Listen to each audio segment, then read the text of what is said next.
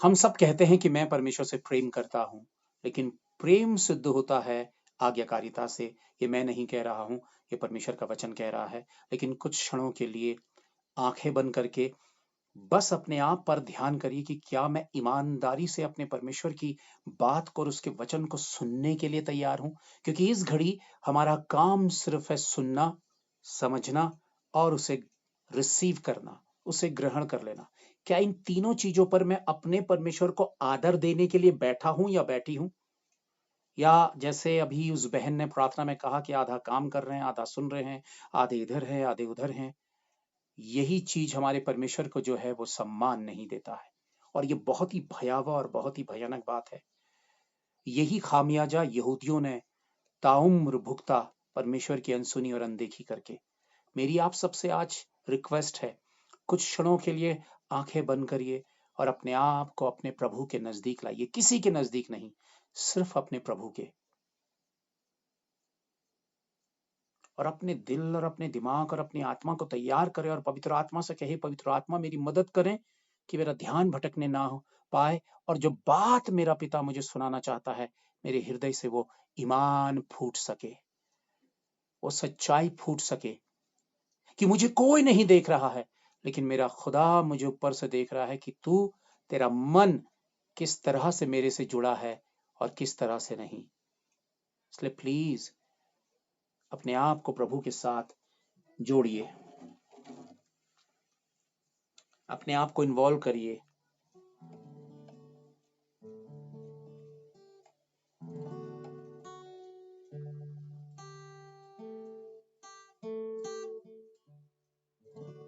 अपने आप को इन्वॉल्व करिए अपने प्रभु के साथ। प्रभु आपके मेरे मनों को जांचता है और जानता है, आपकी मनसाओं को।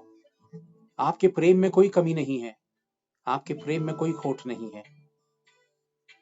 लेकिन कुछ कमियां हैं जिसे हमने दूर करना है, जिसकी वजह से ना जाने हमने कितने कीमती आशीषों को खो दिया और गवा दिया। कितनी हमने अपने परमेश्वर की अनदेखी की, कितना हमने उसे नजरअंदाज किया। ये भयानक काम हमने किया है। प्रभु हमें माफ कर, हमें माफ कर।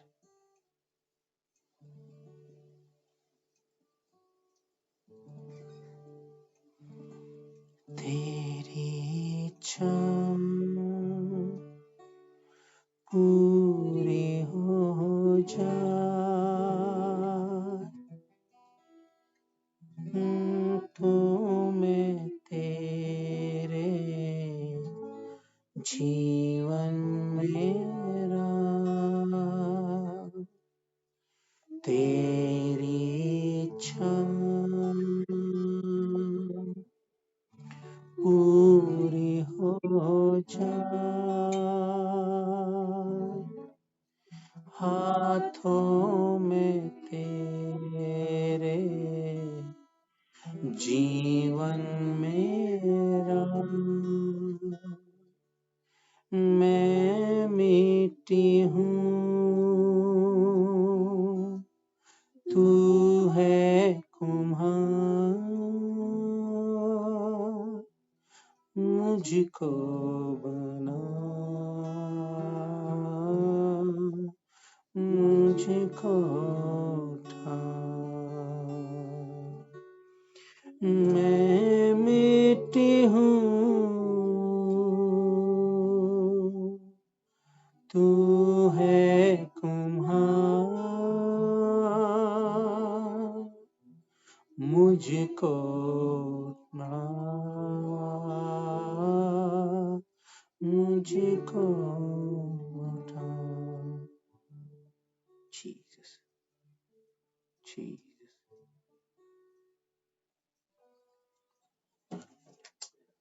उस महान परमेश्वर के जिंदा नाम को महिमा मिले। हम वचन शुरू करें, हम निर्गमन पे जाएं।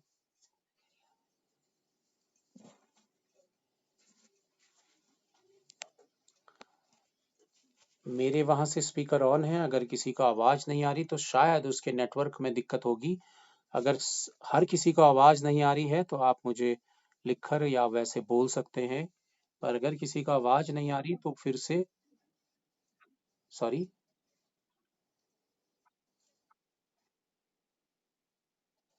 आ, मेरी आवाज आ रही है? जिसको नहीं आ रही है वो फिर से कुछ चेक कर ले। एक बार चेक कर ले फिर से। आप लेफ्ट होकर फिर से ज्वाइन करिए, हो सकता है कोई दिक्कत हो।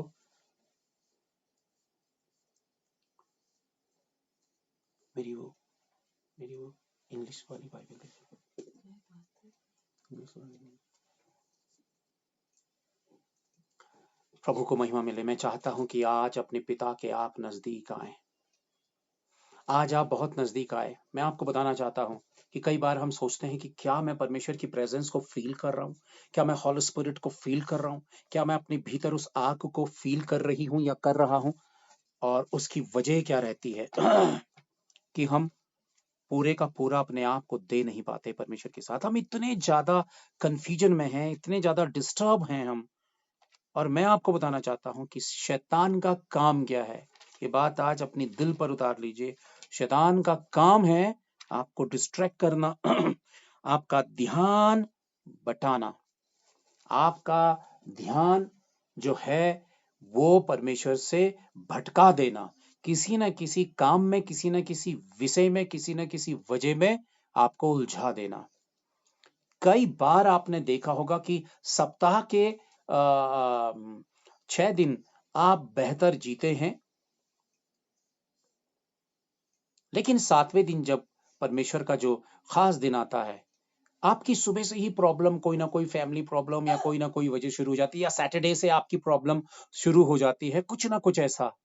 सप्ताह भर, पूरे हफ्ते, पूरे वीक पर शैतान आपको उलझाने की कोशिश करता है, क्या ताकि क्या ताकि आप अपने परमेश्वर की ना सुन सकें। और आज का विषय यही है कि हम क्या परमेश्वर की सुनते हैं, क्या हम वास्तव में परमेश्वर की सुनते हैं। और शैतान का काम है आपको, मुझे उलझाना, गड़बड़ाना। मुझे आज भी अपना वो दिन और अपना वो पल याद आता है। क्लास 10th में था, बाइबल स्कूल पढ़ रहा था, प्रभु से बहुत प्यार करता था, पूरी पूरी रात जागकर प्रार्थना करता था। लेकिन बाइबल स्कूल पर जो टीचर्स सब्जेक्ट्स पढ़ाते थे, जो विषय पढ़ाते थे, ज्वाइन कर लेना, ज्वाइन, जो सब्जेक्ट पढ़ाते थे, मैं अपना ध्यान उन बातों पे ना लगाकर किसी और बात पर लगाता था। कई बार हम लापरवाह हो जाते हैं। देखिए, हर बार एक हल्का स्वभाव, ढीठपना और लापरवाही स्वभाव में अगर कंटिन्यू चल रही है, अगर वो स्वभाव का एक हिस्सा बन गई है, यानी कि वो स्वभाव की कमी बन गई है, आपके स्वभाव की कमजोरी बन गई है, तो ये बहुत ही भयानक बात है। आप कभी भी किसी की नहीं सुन पाएंगे। और यदि आप आप इस क्षेत्र में बेहतर हो जाते हैं, मैं कई बार, मेरा भी दिल और ध्यान भटक जाता था। कई बार हम प्रार्थना करने जब जाते हैं तो प्रेयर तो शुरू की है, लेकिन अचानक बड़ी चालाकी से आपकी बॉडी, आपका ध्यान किसी और विषय पे लेकर जाती है, आप उड़ जाते हैं कहीं और। आप फिजिकली तो रहते हैं पर प्रेजेंट बॉडी और एब्सेंट माइंड हो जाते हैं। और यही इंसान के साथ चलता है, और समय के साथ साथ ये बहुत तेज हो गया है। हम कंसंट्रेट नहीं कर पाते हैं, हम एकाग्रता परमेश्वर के साथ नहीं कर पाते हैं, हम सुनने के लिए तैयार नहीं है, हमारी भावनाएं नहीं उमड़ती है। और हम किस कदर सुनते हैं। अगर आपने पूरे ईमान से परमेश्वर की सुनना शुरू कर दिया, मैं गवाह हूं आपके सामने, और मैं ये जुबान देता हूं आपके सामने, मेरी आवाज रिकॉर्ड कर सकते हैं, मैं रिकॉर्ड कर रहा हूं, आप परमेश्वर की वो स्वर्ग की सामर्थ को अनुभव करेंगे जो आपने ताउम्र ना की हो। और अगर नहीं करते हैं आप, तो उसकी एकमात्र वजह यही है कि आप परमेश्वर की आवाज को सुन पाने में असफल रहे हैं, कमजोर हैं, आप सुन ही नहीं पाते हैं। आप सिर्फ अपनी ही बात कह पाते हैं। आपने शुरू से एक चीज कही है, सोची है कि मैं प्रार्थना करूं और यही एक रिश्ता है। मैं आपके सामने निर्गमन अध्याय 20, एक्सोडस है चैप्टर 20, उसका वर्स 8 है। मैं आ, उसका वचन 20 का वचन मैं आप लोगों के सामने, छोटी सी आयत है। तू विश्राम दिन को पवित्र मानने के लिए स्मरण रखना। बहुत सारी है, 10 कमांडमेंट्स हैं, लेकिन इसमें जो आज्ञा है ये सिर्फ इसी में नहीं, मैं एक हिस्सा आप लोगों को बता रहा हूं, लेकिन आगे चलकर ये हिस्सा बाकी बहुत सारी चीजों में जाता है। खुद क्राइस्ट जो था उस विश्राम दिन को फॉलो करता था। विश्राम दिन अगर आप कहें तो क्या एक रीति रिवाज है, एक परंपरा है, एक रिचुअल है, या फिर ये परमेश्वर के साथ जुड़ने का एक अवसर है जो आज के दिन आप और मैं जुड़ रहे हैं। ये वो दिन है जहां पे परमेश्वर कहता है कि यार विश्राम, यानी कि ये दिन मुझे दो, ये दिन मुझे दो। और वर्ल्ड के भीतर एक सर्वे हुआ, कभी आप गूगल पे जाकर देखिए, वर्ल्ड के भीतर ये सर्वे हुआ कि जितने लोग ईमानदारी से संडे चर्च रेगुलर आत्मा में होकर, ऐसे नहीं कि चर्च ज्वाइन करा है, कभी वो साइड में देख रहे हैं, कभी उस साइड देख रहे हैं, कभी कुछ और चले आए, ये वाला नहीं, आत्मा से जो लोगों ने रेगुलर संडे चर्च ज्वाइन किया, ये सर्वे हुआ कि वो लोग सामान्य लोगों से ज्यादा उम्र तक जिए और वो ज्यादा स्वस्थ रहे, हेल्दी रहे। ये एक सर्वे हुआ है वर्ल्ड के भीतर कि वो उनकी उम्र बढ़ी, वो लंबी उम्र तक जिए और बेहतर बाकी सामान्य लोगों से बेहतर जिंदगी जिए। रीजन क्या है? परमेश्वर की अनदेखी ना करना। जब हम एक ऐसे भौतिक दुनिया में, एक मटेरियलिस्टिक दुनिया में जब हम जीते हैं, तो इंसान के पास जब अपने सुविधाओं के साधन जितने ज्यादा बढ़ते चले जाते हैं, उसका सोचने का नजरिया परमेश्वर के प्रति फर्क हो जाता है। वो परमेश्वर को बहुत हल्के में तोलने लगता है। एक सिंपल सा एग्जाम्पल मैं डेविड का बताऊं, दाऊद का मैं बताऊं। परमेश्वर ने उसे छोटी सी उम्र में उसे अपनी महिमा के लिए चुन लिया था। जब गलायत को देखते हैं कि उसने मारा था, लेकिन परमेश्वर ने उसे इज़राइल का राजा बनाया। धीरे धीरे उसकी जब उन्नति हुई, जब वो पोजीशन पर, पावरफुल पोजीशन पर पहुंचा, और उस पोजीशन पे पहुंचने तक क्या एक बहुत खूबसूरत वजह थी कि परमेश्वर उसको उस पोजीशन तक लेकर गया, और उसके और परमेश्वर के बीच में कोई रुकावट की वजह नहीं बनी।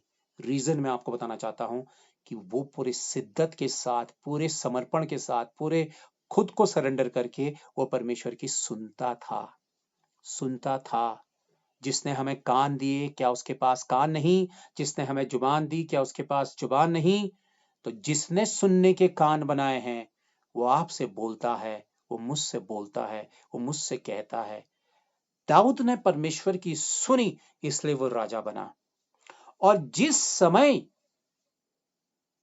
समय वो अपने सेनापति की पत्नी को नहाते हुए देख रहा था, पाप उसके भीतर आ रहा था, तो उस घड़ी उसने परमेश्वर की अनदेखी कर दी और उसने पाप की सुन ली, शैतान की सुन ली। यही छोटा सा हिस्सा हमारी लाइफ में एंट्री करता है, कहीं से भी बुराई का, पाप का, व्यभिचार का, अडल्ट्री का हिस्से हमारी लाइफ में एंट्री करते हैं। और वो सेकंड और सब सेकंड्स होते हैं। वो सेकंड्स या सब सेकंड्स होते हैं। मैं मिनट पे नहीं जा रहा हूं, क्योंकि मिनट पे तो आप बहुत कुछ गंदगी अपने भीतर ले लेंगे। वो सेकंड और सब सेकंड होते हैं जब आप अपने टेलीविजन का रिमोट से चैनल चेंज करते हैं। आपके पास सेकंड और सब सेकंड होते हैं जब आप अपने मोबाइल से गलत चीज को डिलीट करते हैं, या फिर जब आप यूट्यूब ओपन करते हैं और चीज, तो ऑटोमेटिकली ही गलत चीजें आपके सामने आती है, तो आप उसे कैसे रिमूव करते हैं, कैसे अलग करते हैं। सेकंड और सब सेकंड होते हैं आपके, मेरे पास। अगर आपने 1 सेकंड से ज्यादा उसको देखने पे वक्त लगा दिया, तो उस पाप के पास बहुत बड़ा अवसर है आपकी जिंदगी में उतर जाने का। आप उसके बाद उसे भूल जाएंगे, लेकिन वो पाप तो आपके भीतर आ गया है, वो नहीं भूलेगा, और वो कभी ना कभी आपकी जिंदगी पर गंदा असर डालने की कोशिश करेगा। और वजह क्या है कि हम परमेश्वर की सुनते नहीं। अब सारी बातों की एक बात, जैसे मैंने कहा कि विश्राम दिन को मानना, ये वो दिन है जो परमेश्वर ने हमारे लिए ठहराया है। क्यों ठहराया? क्योंकि परमेश्वर इस दिन को क्रिएट ही नहीं करता, बनाता ही नहीं, तो आप और मैं इस पोजीशन पर आकर बैठे नहीं होते। और क्या आप इसे एक परंपरा का दिन मानते हैं? लोग चर्चिस पर जाते हैं और दावा करते हैं कि हम परमेश्वर का वचन सुनते हैं, लेकिन उनकी जिंदगियां कठोर और बुरी रहती हैं। भाइयों बहनों, दुनिया का हालात तो बहुत बुरा है, हम जानते हैं, लेकिन कितने शर्म और दुख की बात है कि पूरे वर्ल्ड के भीतर जो चर्च बिल्डिंग्स के भीतर जो चर्चिस हैं, मैं किसी व्यक्ति विशेष को गलत नहीं कह रहा हूं, हम सब आते हैं उसमें, तो चर्चिस पर पॉलिटिक्स, चर्चिस पर लोभ और लालच और कब्जे। हिंदुस्तान के भीतर देखिए आप, मेन लाइन चर्चिस के भीतर पादरियों ने, बिशपों ने, बहुत सारे लोगों ने जमीनें बेच बेच कर कब्जे कर लिए हैं। आप अपने शहरों में देखिए, अपने आसपास देखिए, लोगों ने उन जमीनों पर, उन जगहों पर कब्जे कर लिए हैं। आप देख रहे हैं वो किसकी सुन रहे हैं। अगर परमेश्वर की सुनते तो क्या वो ये ट्रैक अपनाते? उन्होंने बरसों पहले परमेश्वर की सुनना बंद कर दिया, इसलिए वो अपने शरीर और संसार की सुनते हुए बिगड़ गए हैं। कितनी भयानक दशा है।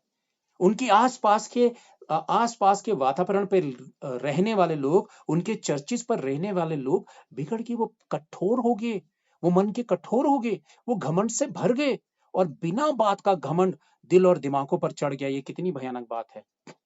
घमंड आपको बहरा कर देता है, आपको अंधा कर देता है। घमंड आपको आत्मिक रीति से बहरा कर देगा, आपको अंधा कर देगा। वो आपकी सुनेगा, परमेश्वर की सुनेगा ही नहीं, क्योंकि घमंडी व्यक्ति अपने आप की ही सुनता है और वो अपने आप को ही कुछ मानता है। और ये वजह है कि जब दाऊद उस पोजीशन पे था कि मैं तो राजा हूं, दुनिया मेरी मानती है, मैंने बड़े बड़े युद्ध जीते हैं, कौन मेरा इनकार कर सकता। ओ ये सेनापति की पत्नी, मैं इसको चुटकियों में अपने बल पर, अपनी ताकत के बल पर मैं इसे अपना लूंगा, अपना बना लूंगा। आप समझ रहे हैं। और फोर्स करके उसने, बहाने से, तिकड़म से, फिर देखिए पाप जब भीतर आ गया इतना, तो फिर वो पाप फैलता गया और बढ़ता गया। जैसे अशुद्धता कोढ़ होता है ना, वो फैलता चला जाता पूरी बॉडी में। कोई ऐसी कोई भी बीमारी हो जो फैलती चली जाती है। अभी देख रहे हैं कि हम वायरस जो फैलता चला गया, उसके भीतर वो पाप फैलता चला गया, और वो पाप का जो हिस्सा था वो भागीदार बनता चला गया। उसके बाद से दाऊद ने परमेश्वर की सुनना बंद कर दिया। आप किसी भी परिस्थिति और किसी भी पोजीशन पर होते हैं, दुनिया इस बात का दावा करती है, चर्चिस इस बात का दावा करते हैं कि हाँ, हम वहां परमेश्वर का वचन बांटा जाता है, हम परमेश्वर का वचन सुनने जा रहे हैं। पर सत्यता यही है कि परमेश्वर के वचन पर किसी का मन नहीं है, किसी का दिल नहीं है, और किसी के कान नहीं है। इसीलिए परमेश्वर कहता है कि तुम कैसा सुनते हो। परमेश्वर कहता है कि तुम बहुत ऊंचा सुनते हो। ऊंचा सुनने का मतलब है कि परमेश्वर को इग्नोर करना। ऊंचा सुनने का मतलब है अनदेखी करना। सुने का अनसुना करना, मतलब सुन तो लिया पर अनसुना किया। कई बार माता पिता अपने बच्चों से कहते हैं कि देखो तुम कितने निडर हो, कितने ढीठ हो, तुम मेरी बात सुन ही नहीं रहे हो, समझ ही नहीं रहे हो। पिता या माता इस बात को कहते हैं। पिता और माता की जगह में परमेश्वर है। बाइबल का इतिहास उठाकर देखिए। आप और मैं तो अन्य जाति, अब किसी ग्रेस से हम लोग आए हैं, किसी कोने पर ग्रेस से, और ग्रेस से आने के बावजूद भी हमारे भीतर घमंड रहता है, एटीट्यूड रहता है। और यदि हम यहूदी होते, परमेश्वर की पहली प्रजा, पहली संतान होते, तो हमारी अभी ये हाल है। तो जब हम यहूदी होते, जिनसे परमेश्वर रूबरू बात करता आया था, अब आगे भी करेगा, और आखिरी परिणाम तक परमेश्वर उन्हीं के थ्रू काम करेगा, वहां से गड़बड़ियां फैलेंगी। इस वक्त सबसे ज्यादा नफरत से भरा हुआ शैतान, जो शुरू से रहा, लेकिन अभी भी मैं बता रहा हूं आपको, जो शुरू से भरा रहा, अभी भी वो भरा है। सबसे ज्यादा दुनिया में वो सबसे ज्यादा नफरत यहूदियों से करता है, वो इज़राइल से करता है। और उसकी सारी ताकत और उसकी सारा जो योजना होती है, वो यहूदियों को लेकर होती है, वो इज़राइलियों को लेकर होती है। और आप जानते हैं कि वर्ल्ड की कई कंट्रियां बहिष्कार करती हैं इज़राइल का बहिष्कार करती हैं। और कई मुस्लिम कंट्रियां और मुस्लिम्स तो उनको फूटी आंख देखना पसंद नहीं करते हैं। मुझे ये वर्ड बोलना पड़ रहा है, किसी के खिलाफ मैं बात नहीं कर रहा हूं, लेकिन मुझे ये समझाने के लिए बोलना पड़ रहा है।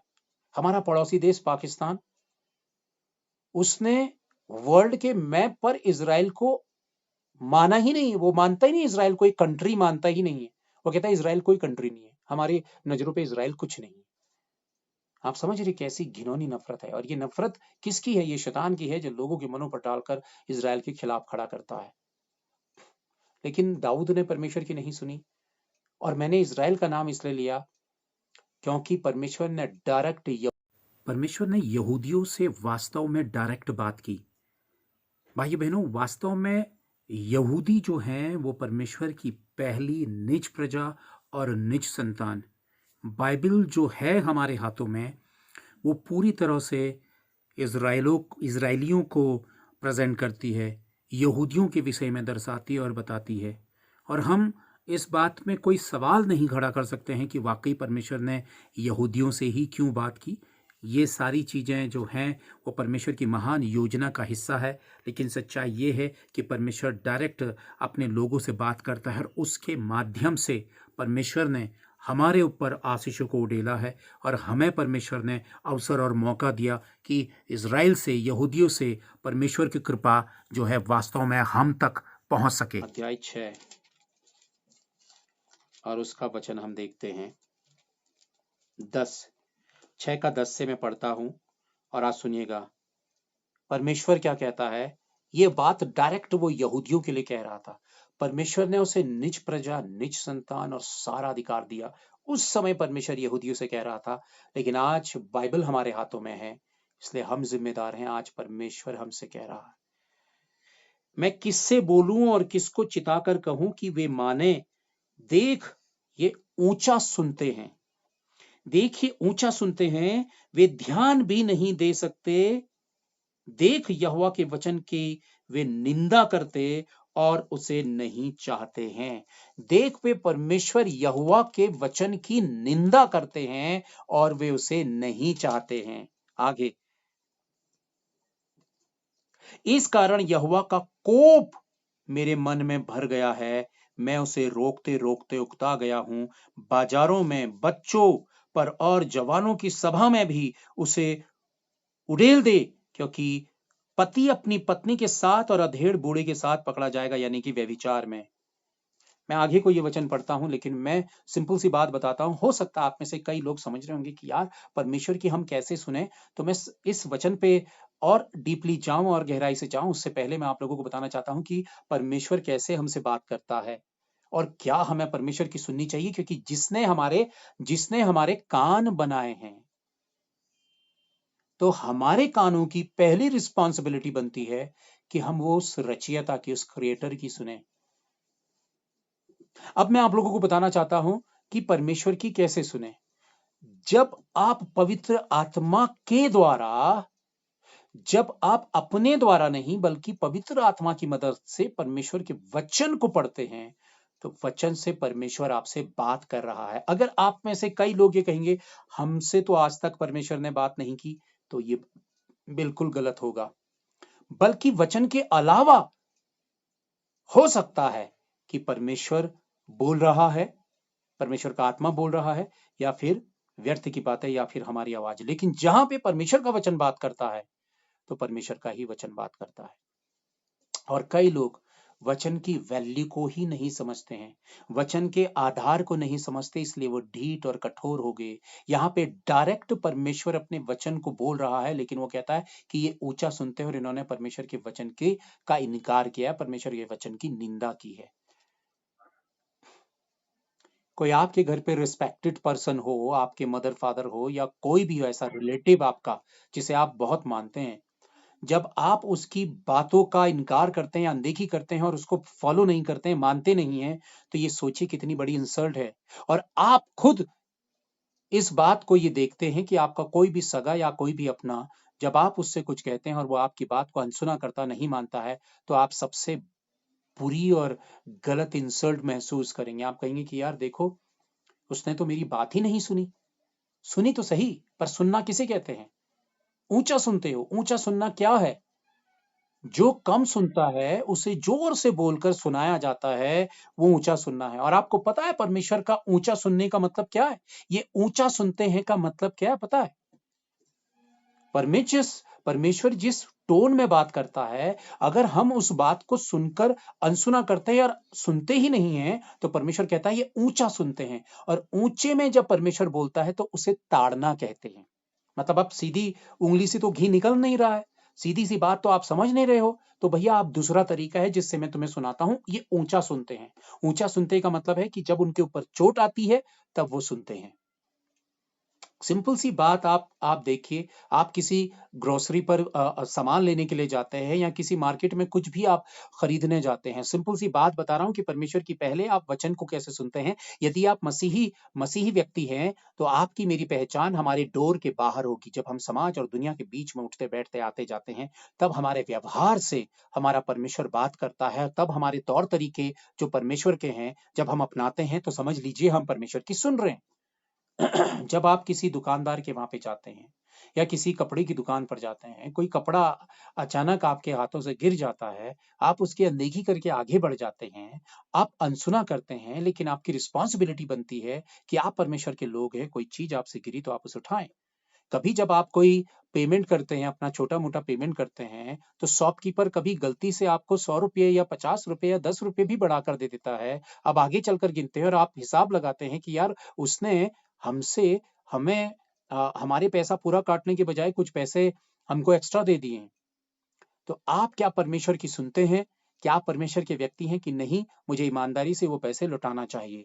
आपको मैं बताना चाहता हूं कि जब आप जब आप सड़क में चलते हैं, कभी किसी का रुमाल गिर गया, कोई छोटी-सी चीज़ गिर गई, क्या आप ईमानदारी से उठाकर देते हैं? कभी क्या आपको किसी का पर्स या पैसे मिलते हैं जो किसी के नहीं हैं, क्या आप आस-पास में पूछते हैं कि ये किसका है? क्या आप अपने परिवार के साथ, अपने लोगों के साथ ईमानदारी वाला और सच्चा व्यवहार करते हैं? क्या आपने किसी का पैसा देना है और आपके पास होने के बावजूद भी आप उसको टालते रहते हैं और उसको बहुत थोड़ा-थोड़ा करके देने की कोशिश करते हैं, जबकि आपके पास है और आपकी किसी ने बहुत ही मुश्किल के समय में मदद की थी, किसी ने आपके कठिन पलों पर आपकी मदद की थी, तो क्या आप वाक़ई ये ईमानदारी रखते हैं कि किसी ने आपके बुरे पल पर आपकी सहायता की थी, जब आपके पास आ गया है, तो आप ईमानदारी से उसको लौटा कर दें? आपको पता है जब आप ऐसा करते हैं, तो आप परमेश्वर की सुन रहे हैं। हम जब परमेश्वर की इन छोटी-छोटी आवाज़ों को सुनेंगे, तभी हम बड़ी आवाज़ तक पहुँचेंगे। जब हम इन छोटे-छोटे व्यवहारों से परमेश्वर की अनदेखी करते हैं, तो आप परमेश्वर की बड़ी आवाज़ तो सुन ही नहीं सकते।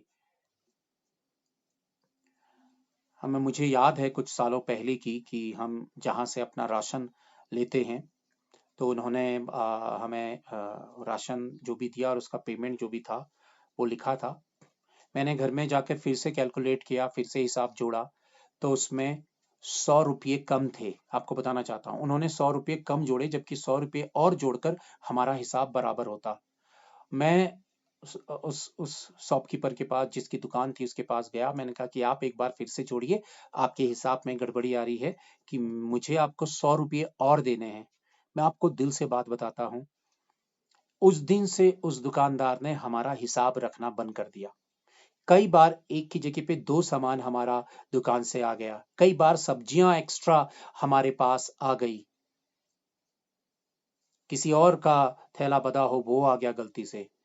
हमने लौटाकर वापस किया। अभी हम अपनी बड़ाई नहीं कर रहे, लेकिन एक छोटा-सा हिस्सा मुझे याद आया अभी, मैं आपको बात बता रहा हूँ। वो दुकानदार हम पर इतना भरोसा करता है, वो हमारा हिसाब ही नहीं रखता। वो कहता आप ही हिसाब रखो।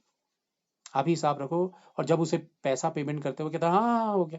मैं उसको समझाने की कोशिश करता हूँ, देखिए ये इसका है। वो कहता है, नहीं, नहीं, नहीं, हाँ, हमें मत समझाओ। उठाते हैं और रख लेते हैं।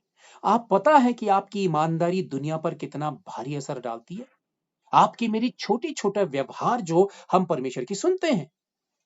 परमेश्वर ने क्या कहा कि ईमान रखो, ये हमारे स्वभाव में आता है। हम कहेंगे ये क्या परमेश्वर की सुनना है? अरे यही तो सुनना है। जब आप कोई गलत काम को नहीं करते हैं, वो परमेश्वर की सुनना है। जब आप किसी की बुराई नहीं करते हैं, वो परमेश्वर की सुनना है। जब आपसे परमेश्वर ने कहा कि किसी की बुराई ना करो, जब आपने बुराई नहीं की, तो आपने परमेश्वर की सुनी। जब आपने किसी का पैसा देना है और किसी का पैसा आप मार कर बैठे हैं और अगले ने बड़ी ईमानदारी से आपको आपको पैसा दिया, लेकिन अब आपकी नीयत बदल गई है, आप उसको पैसा वापस नहीं कर रहे हैं, तो आप परमेश्वर की अनदेखी कर रहे हैं। यही तो परमेश्वर, आपका विवेक भीतर से कहेगा कि नहीं, उसने तुम्हें पैसा दिया, उसका पैसा वापस करो, तुम ये गलत कर रहे हो, ये किसी गलत की का सामान आ चुका है, इसको वापस करो। कोई बहुत इमरजेंसी केस होता है, किसी को जल्दी होती है, आप अपनी गाड़ी से पास क्या देते हैं? किसी को आगे जाने देते हैं? ये बहुत छोटी-छोटी सी चीजें हैं। यही सुनना है भाइयों-बहनों परमेश्वर का। कई लोग ये कहेंगे, अरे! भैया तो आज ऐसी बात बता रहे हैं जो हमारे समझ से बाहर है। हम परमेश्वर की कैसे सुने? हमने तो आज तक एहसास ही नहीं किया कि परमेश्वर कैसे बोलता है। जितना हम ईमानदारी की बात बोलते हैं, आप परमेश्वर की सुनकर ही बोल रहे हैं। और अगर आप गलत बातें करते हैं, तो आप परमेश्वर की अनदेखी कर रहे हैं। अब यहाँ पे वचन क्या कहता है? मैं किससे बोलूं और किसको चिताकर कहूं कि वे माने? देख ये ऊंचा सुनते हैं, वे ध्यान नहीं दे सकते। देख यहोवा के वचन की निंदा करते और उसे नहीं चाहते हैं। परमेश्वर के वचन की निंदा, इंसल्ट करने का मतलब यह है कि आप प्रभु की नहीं सुन रहे हैं। मैं आप सबसे जोर देकर कहूंगा, यदि आप अपने और अपने परमेश्वर के रिश्तों के बीच में बाइबल को नहीं लेकर आते हैं, यदि आप अपने और परमेश्वर के रिश्तों के बीच में परमेश्वर के वचन को अहमियत नहीं देते हैं, तो आपके रिश्तों की जड़ें हैं ही नहीं। आप एक गलत फहमी का शिकार हो रहे हैं। आज नहीं तो कल आपको शैतान गड्ढे में गिरा देगा, क्योंकि आपकी नींव जो है, आपकी जो फाउंडेशन है, जो आपकी लाइफ का जो सीट है, वो परमेश्वर का वचन है, जो बीज है। और जब आपकी आत्मा में वो बोया जाता है, तब वो आपके भीतर एक करेक्टर को लेकर आता है, और वो करेक्टर न्यू क्रिएशन है, यानी कि नई सृष्टि। और यीशु मसीह आपको मुझे नई सृष्टि ही बनाने के लिए आया। वो यही चाहता है कि आप नई सृष्टि बनो। पुरानी बातें बीत गई, सब कुछ नया है। तुम पुराने चाल चलन को, पुरानी अभिलाषाओं को, जो भ्रष्ट होता जाता है, उन पाप के द्वारा, बुराइयों के द्वारा, पुराने जीवन के द्वारा उसे उतार डालो और आत्मिक स्वभाव में नए बनते चले जाओ। यही परमेश्वर की वाणी है, यही परमेश्वर का वचन है। और यहां यहूदियों ने परमेश्वर की अनदेखी की और परमेश्वर ने कहा ये ऊंचा सुनते हैं। तो फिर परमेश्वर ने जो दूसरा टोन अपनाया, वो दूसरा टोन था ताड़ना है, यानी कि उनको दंड देना, उनको पनिशमेंट देना। और मैं शायद पिछले हफ्ते बात कर रहा था कि इस वर्ल्ड के भीतर, वर्ल्ड की हिस्ट्री उठाकर देखिए, गूगल उठाकर देखिए और लिखिए, आप टाइप करिए कि दुनिया में सबसे ज्यादा सताई जाने वाली जाति और कौम कौन सी है। झट से आ जाएगा इजरायली, यहूदी। जबकि वो परमेश्वर के बहुत ही खास और पर्सनल, व्यक्तिगत जिस पर परमेश्वर ने दिल लगाया, वही जाति इस दुनिया में इतनी ठोकर का कारण क्यों बनी? क्योंकि वो ऊंचा सुनते थे, उन्होंने परमेश्वर की नहीं सुनी। भाइयों बहनों, आज मैं आपसे सच्ची बात कहता हूं, इसीलिए मैंने शुरू में आप लोगों से कहा कि आप दिल से शिद्दत के साथ सुनिए। एक पल के लिए आंखें बंद करिए प्लीज, और अपने आप से कहिए कि क्या इस घड़ी भी मैं सुन रहा हूं या मैं भटक रहा हूं। और कहिए, हे प्रभु मेरी सहायता कर, हे पवित्र आत्मा मेरी सहायता कर, कि मैं आज के दिन को खोने का कारण ना बन सकूं। जो तू मुझे सुना रहा है, मैं पूरी लगन के साथ उसको सुनूंगी और उसे सुनूंगा।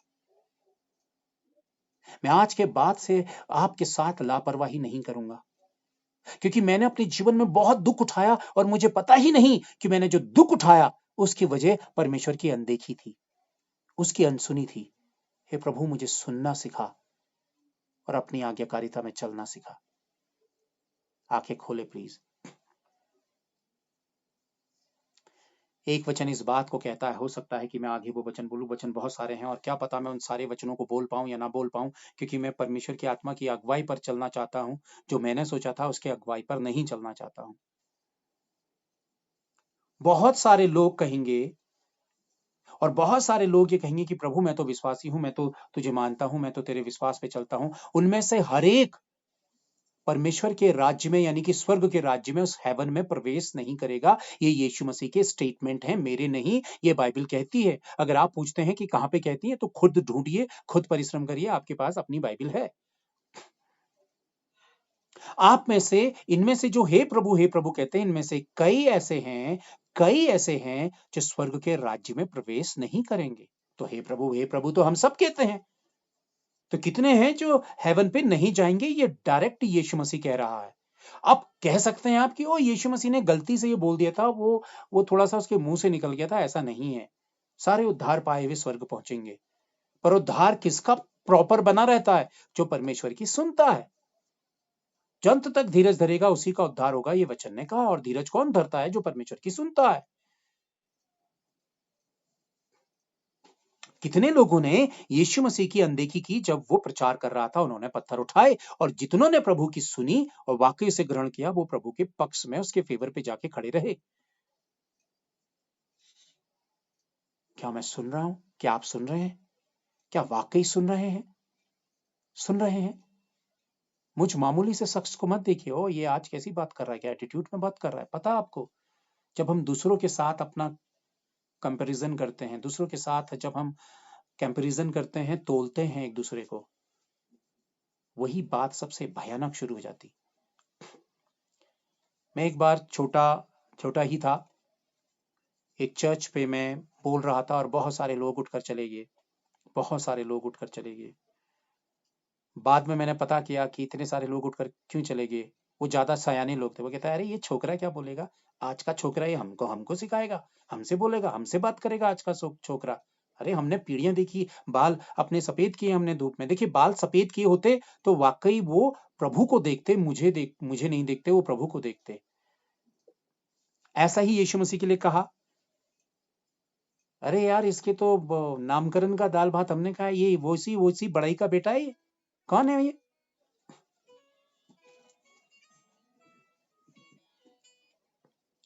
ये तो उसी बड़ाई का बेटा है।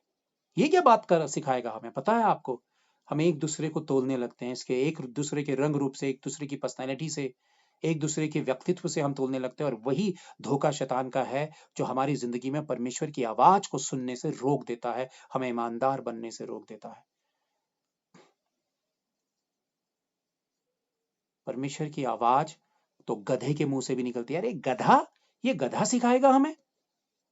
और बिलाम ऐसा ही था, वो झूठी भविष्यवाणी करने जा रहा था, गधे के ऊपर बैठा था। उसने परमेश्वर का स्वर्गदूत देख लिया, उसने परमेश्वर के दूत को देख लिया, लेकिन बिलाम के आंखों में अंधापन था। वो परमेश्वर की आवाज, पहले तो उसने परमेश्वर की आवाज सुनी नहीं, फिर गधे ने देखा, और जब वो गधे को मारता रहा, दीवार पर सट गया, मारता रहा कि वो गधा आगे नहीं बढ़ रहा, तब गधे के मुंह से ये निकला कि आगे स्वर्गदूत है।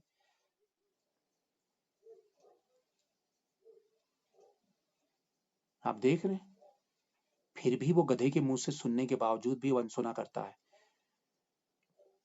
परमेश्वर अपने सेवकों के द्वारा बात करता है, परमेश्वर अपने धर्मियों के द्वारा बात करता है, परमेश्वर संडे वचन के द्वारा बात करता है। परमेश्वर आपसे बात कर रहा है, ये परमेश्वर ही तो है। कौन बोल रहा है? आप किसकी सुन रहे हैं?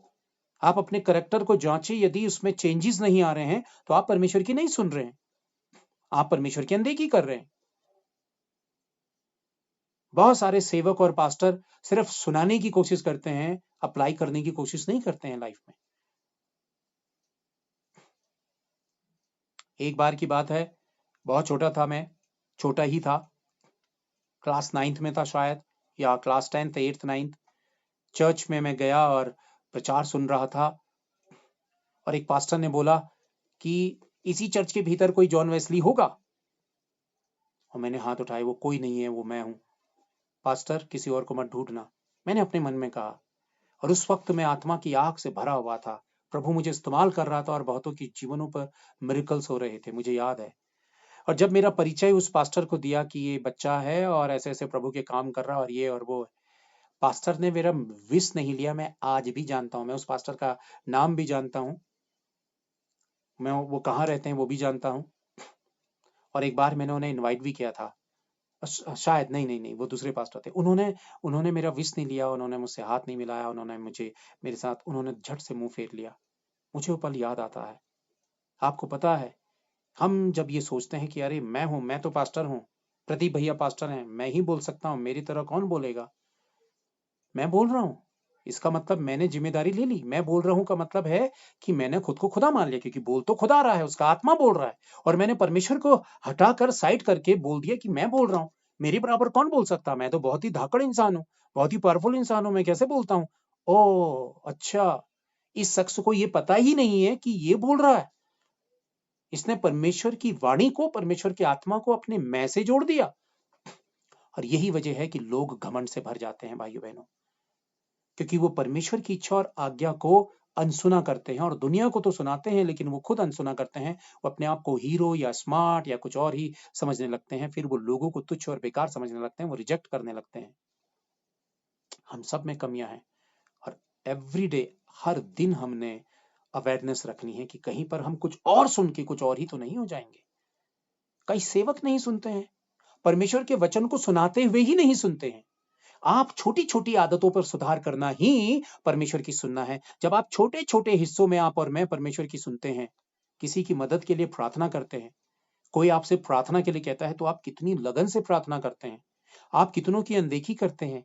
किसी को 10 रुपये की जरूरत है, आपके पॉकेट में 10 रुपए आप नहीं निकाल के दे रहे हैं, आप परमेश्वर की अनदेखी कर रहे हैं, क्योंकि प्रभु ने अपने वचन में ऑलरेडी कहा है, यदि तेरे पास है और किसी को मदद की जरूरत है, अगर तू ये सब कुछ होते हुए भी तू नहीं दे रहा है, तो तू मेरी अनदेखी कर रहा है, परमेश्वर की अनसुनी कर रहा है।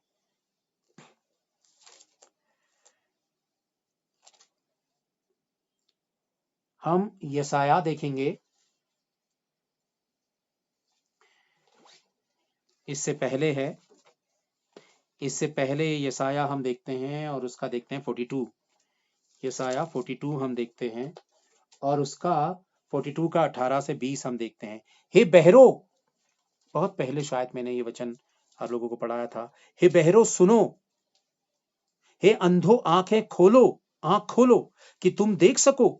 मेरे दास के सिवाय कौन अंधा है? मेरे भेजे हुए दूत के तुल्य कौन बहरा है? मेरे मित्र के समान कौन अंधा, या यहोवा के दास के तुल्य अंधा कौन है? तू बहुत सी बातों पर दृष्टि करता है, परंतु उन्हें देखता नहीं है।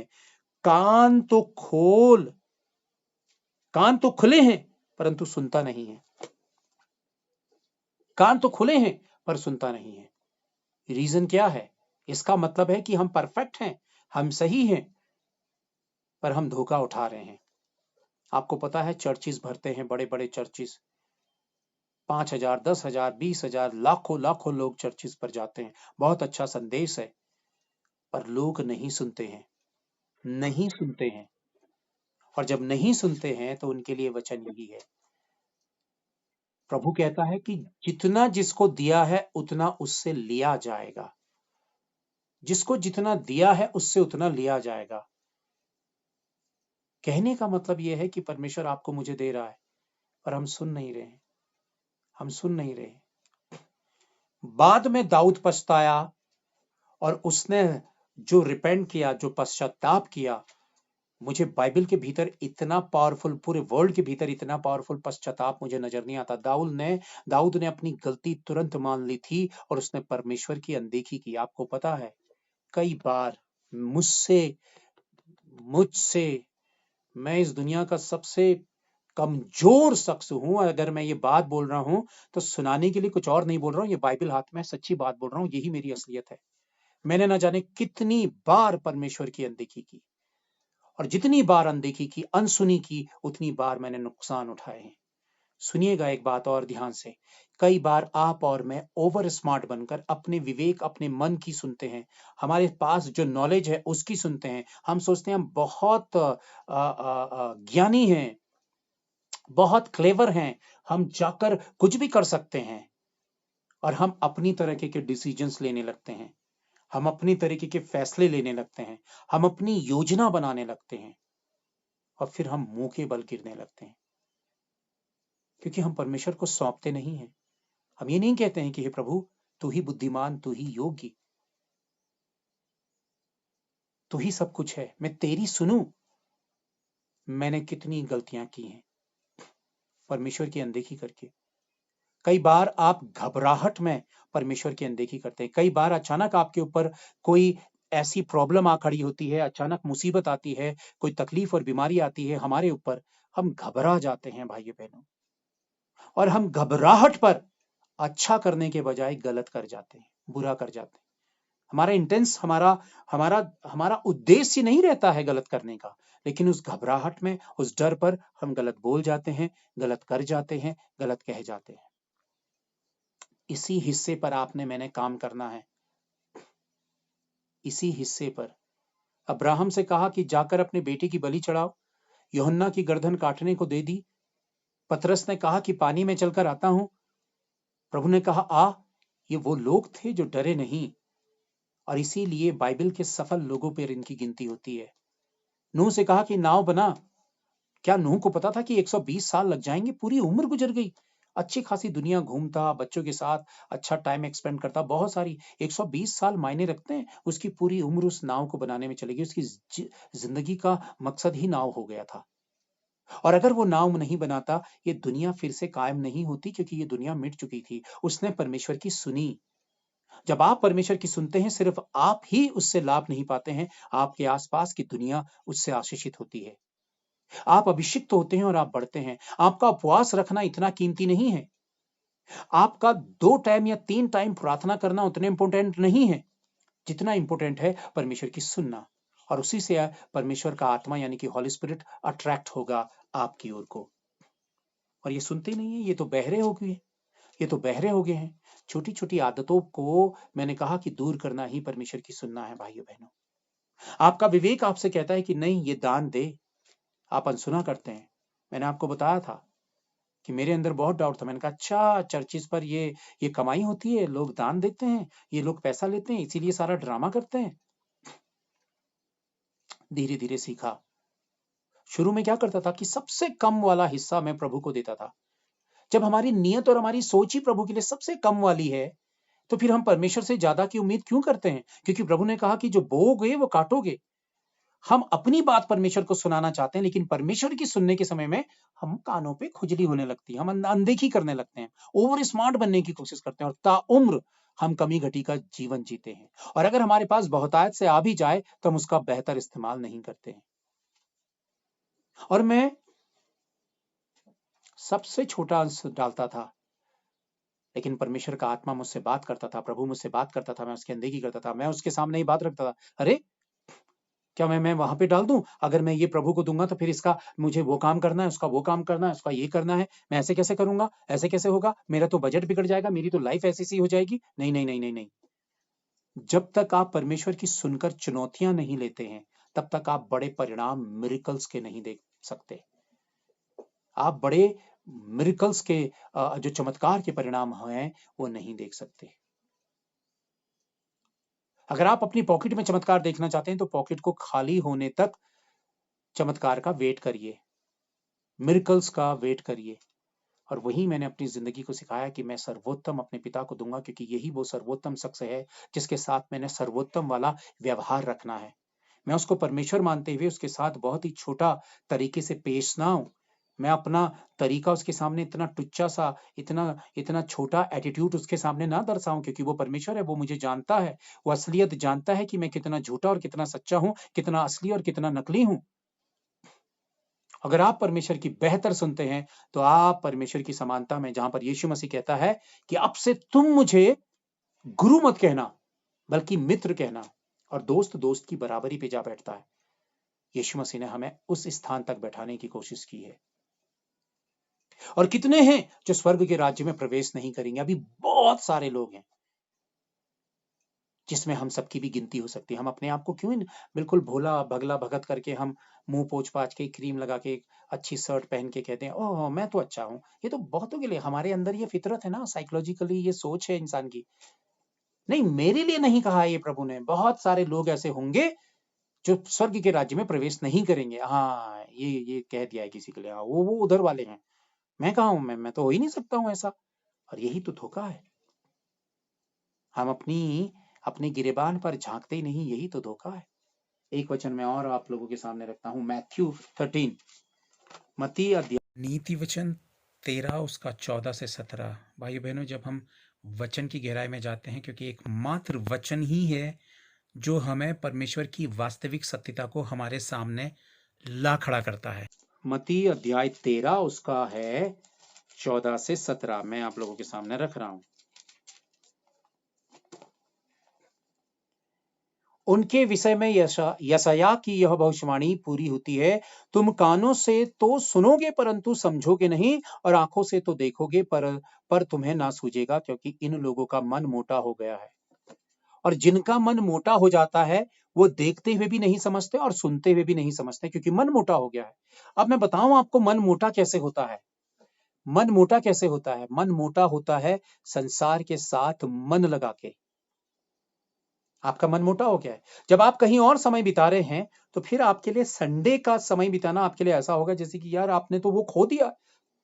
आप तो उन पलों को खोकर आ रहे हैं, फिर आप प्रभु को समय नहीं देंगे, फिर परमेश्वर को समय नहीं दे रहे, क्योंकि आप कहीं और इन्वॉल्व है, कहीं और ट्यून्ड हैं आप। इसीलिए ढीठपना हमारे स्वभाव में आ जाता है, और जो व्यक्ति ढीठ हो जाता है वो तो अनदेखी करेगा, अनसुनी करेगा, वो डर ही नहीं पालेगा। जैसे वो बहन प्रार्थना में कह रही थी कि परमेश्वर का भय मानना कितनी सुंदर और कितनी महान और कितनी खूबसूरत बात है। और जो भय मानेगा ना, वो हमेशा चौकन्ना रहेगा। हमारे पिताजी इतने ज्यादा हमें डिसिप्लिन पे रखा बचपन से, हमने आम बच्चों की तरह खेला कूदा नहीं, आम बच्चों की तरह हमारा व्यवहार जिंदगी रही नहीं। पिताजी की एक आवाज हमको 100 आवाजों के बीच में सुनाई देती थी। क्यों? क्योंकि डर था, इसलिए हमेशा पिताजी के लिए कान चौकन्ने रहते थे। डर ही नहीं होगा तो हमारा ध्यान और कान तो कहीं और लगा रहेगा। डरेंगे तभी हम बनेंगे, डरेंगे तभी हम नई सृष्टि हो पाएंगे, डरेंगे तभी हम स्पष्ट सुन पाएंगे और अपने कैरेक्टर पर परमेश्वर की इच्छा को देख पाएंगे। भाइयों बहनों, कई लोग अपने धन के, अपने बल के, अपनी ताकत के घमंड पे वो सोचते हैं कि हमारे बराबर बुद्धिमान कोई है ही नहीं, हमारे बराबर कोई ज्ञानी है ही नहीं। मैं मसीही लोगों की बात बता रहा हूं, दुनिया को तो मैं इस पिक्चर पे लेकर ही नहीं आ रहा हूं, मसीही लोगों की बात बता रहा हूं। सोचते हैं कि हमारे पास पैसा है, हमारे पास बुद्धि और ज्ञान है, हमें क्या जरूरत है परमेश्वर की। जब मन होगा तो दांतों को खुजलाते हुए आ जाएंगे सुनने के लिए। फिर वो क्या करते हैं, अपने स्टैंडर्ड के लोगों को ढूंढने की कोशिश करते हैं। वो सोचते हैं कि हमारे बराबर का स्टैंडर्ड। और यीशु मसीह ने कहा कि जो अपने आप को सबसे छोटा करेगा वही मेरे राज्य में बड़ा कहलाएगा। उनकी समझ ही में नहीं आ रहा, वो सुनते ही नहीं है। स्टैंडर्ड क्या है?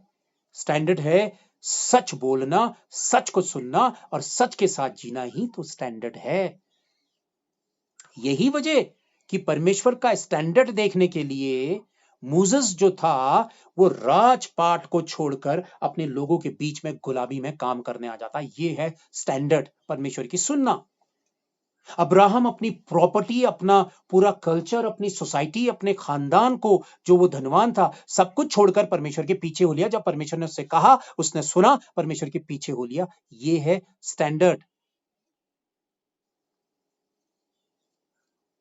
कोई बेचारा सिंपल सा कम पढ़ा लिखा अगर प्रभु की बात कहना चाहेगा तो लोग उसको बहुत हल्के में ले लेंगे। क्यों? कहेंगे यार ये क्या बात करेगा। पता है हमारे स्वभाव में पहले ही होता है, अरे मैं हूं, ये क्या बोलेगा, ये क्या बात करेगा, ये क्या बात करेगी। हम रिजेक्ट कर देते हैं। हम किसी की पर्सनैलिटी को देखकर उसके शब्दों को नापते तोलते हैं, उसकी बातों के वजन को नापते तोलते हैं। यूहन्ना नंगा नंगा फिर रहा था, इसलिए बहुत कम लोगों ने उसकी सुनी। उन्होंने कहा नंगा नंगा, देखो नंगा घूम रहा, पत्थर मारो, नंगू नंगू नंगू। बच्चों ने पत्थर मारे होंगे, लोग हंसते होंगे, ए देखो नंगा पागल आ गया। और जितनों ने सुनी उन्होंने प्रभु के मार्ग को अपनाया, प्रभु के पीछे हो लिए। आप और मैं परमेश्वर की अनदेखी, परमेश्वर के लोगों की अनदेखी और परमेश्वर की सुनने की अनदेखी करते हैं। हम सोचते हैं कि हम सुपर माइंडेड हैं, हमको किसी से तोला नहीं जा सकता है। और यही अनसुना है परमेश्वर का। और ऐसे ही लोग लिख के ले लीजिए, मुझे, मैं फोन पर लिख कर नहीं दे सकता हूं, मुझसे लिख के ले लीजिए, ये आत्मा की बात है। ऐसे ना जाने कितने लोग जो अपने आप को सुपर हीरो, सुपर माइंडेड और बहुत ही पावरफुल मानते हैं, वो इसी जमीन पे छुट जाएंगे, क्योंकि उन्होंने अपनी इच्छा के हौद बनाए, उन्होंने अपनी इच्छा के धर्मगुरु चाहे, जो उनकी पसंद, उनके स्टैंडर्ड के हो। मिटने वाली बॉडी जिस पर कीड़े पड़ने वाले हैं, चूना फिरी हुई कब्र के समान। वो स्टैंडर्ड ढूंढते हैं और वो ऐसे ही चले जाएंगे। भाइयों बहनों, मसीहत का स्टैंडर्ड क्या है पता आपको? एक दूसरे के पैर धोना। स्वर्ग से जो एक मास्टर आया था, जिसको हे प्रभु कहकर हम उसके पीछे पागल होते हैं, उसके करेक्टर का 5% भी अपनाने की कोशिश करें तो हम परमेश्वर की उपस्थिति को हर कोने और हर जगह पर अपना लेंगे, अपने भीतर ले लेंगे। उसने अपने चेलों के गंदे पैर धोए,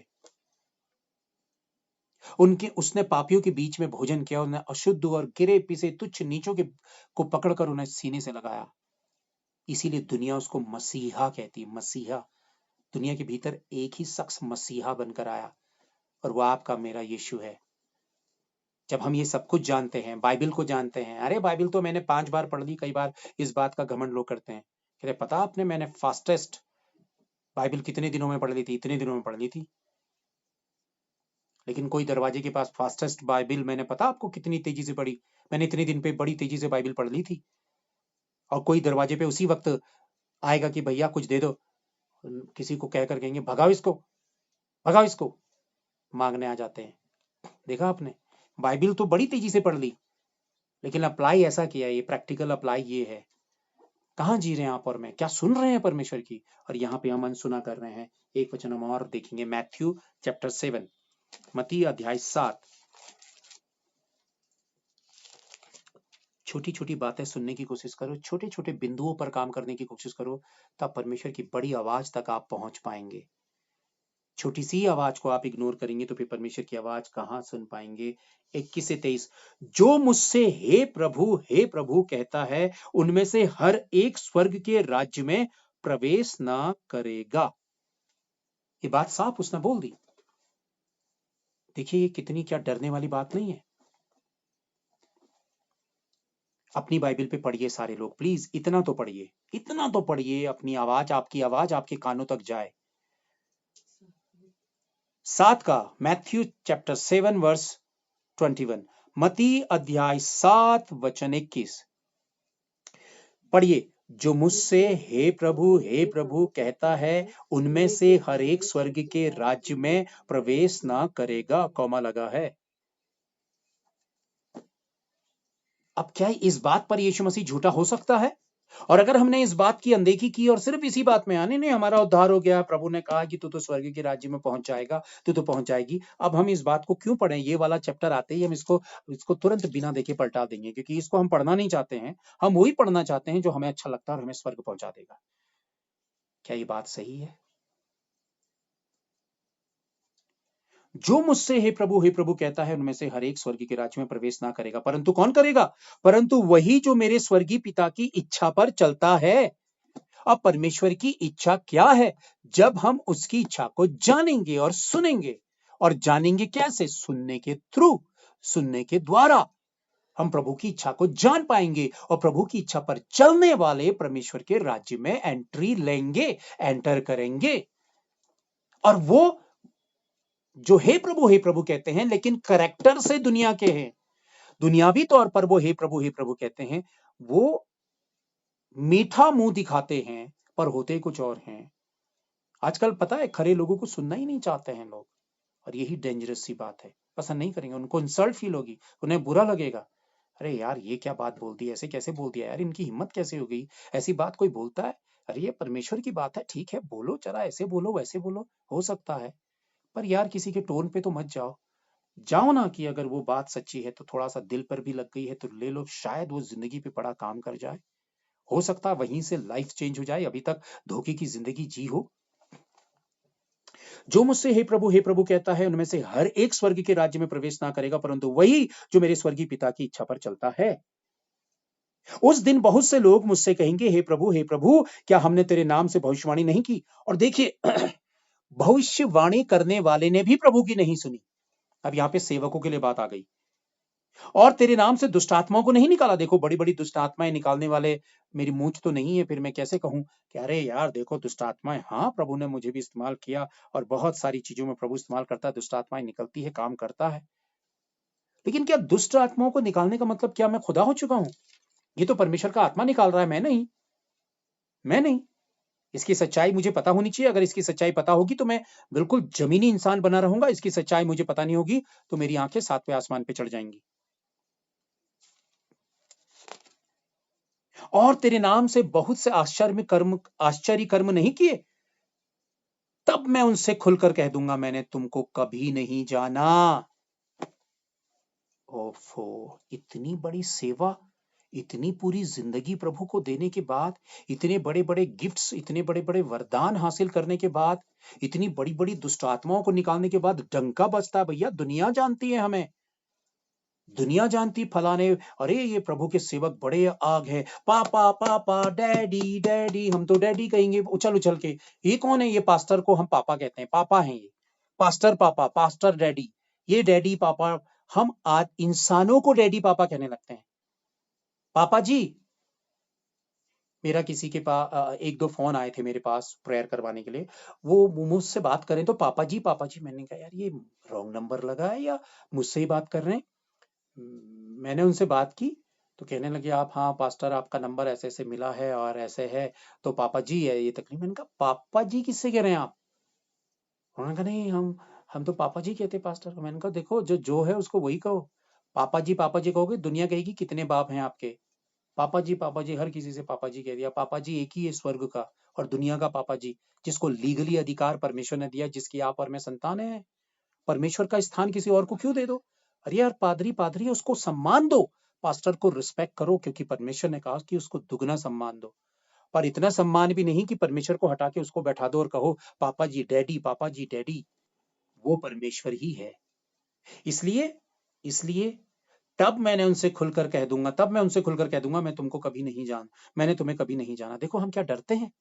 अगर इस वचन को पढ़ के भी आप नहीं डरे, चलिए एक बार फिर से प्लीज प्लीज आंखें बंद करें और अपने आप को तैयार करें कि प्रभु आज अगर आप सच्चे हैं तो आप अपने वचन के द्वारा सच्चे हैं, ये बोलिए। और अगर आप अपने वचन के द्वारा सच्चे हैं तो ये वचन आज मेरे लिए है। हे प्रभु, इस वचन को सुनकर मेरे भीतर डर पैदा हो। हे प्रभु, मुझे अपना डर दे, क्योंकि यदि तेरा डर मुझ में नहीं है तो मैं कभी भी तेरी सुन नहीं पाऊंगा। प्रभु मुझे डर दे, और आज इस वचन को मैं डरते हुए पढ़ूंगा। और पढ़िए प्लीज, मत्ती 7:21 से 23 तक पढ़िएगा। मुझे सुनाने के लिए मत पढ़िए और ना मैं आपको सुनाने के लिए पढ़ूं, अपने लिए पढ़िए कि प्रभु क्या कहता है और इसमें क्या हम खरे उतरते हैं या हम वाकई वही हैं जो स्वर्ग नहीं उठाए जाएंगे। अगर हम ये समझेंगे तो शायद हम सही समझेंगे। अगर हम ये कहेंगे नहीं नहीं ये मेरे लिए नहीं, मैं तो आज्ञाकारी हूँ। फिर मैथ्यू चैप्टर 7 वर्स 21 to 23